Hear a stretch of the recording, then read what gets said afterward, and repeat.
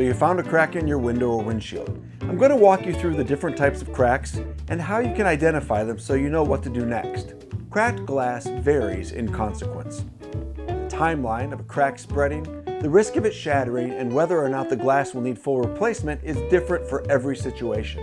An impact crack, caused by a flying rock, a high-speed ball, or other objects, are characterized by a center point of impact with lines extending around the circumference, kind of like a spider web.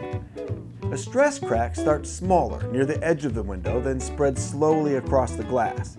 This type of crack can be caused by an extreme fluctuation in temperature, kind of like ice cubes cracking when placed in a room temperature drink. These can also be caused by door windows being slammed. These are less common and more likely seen in insulated glass or double pane windows. They're caused by drastic temperature changes or when windows are installed at an incorrect elevation level. Usually the crack is in the shape of a curve and will typically need a full window replacement.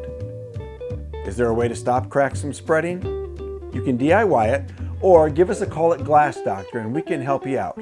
Check out the description below for more information.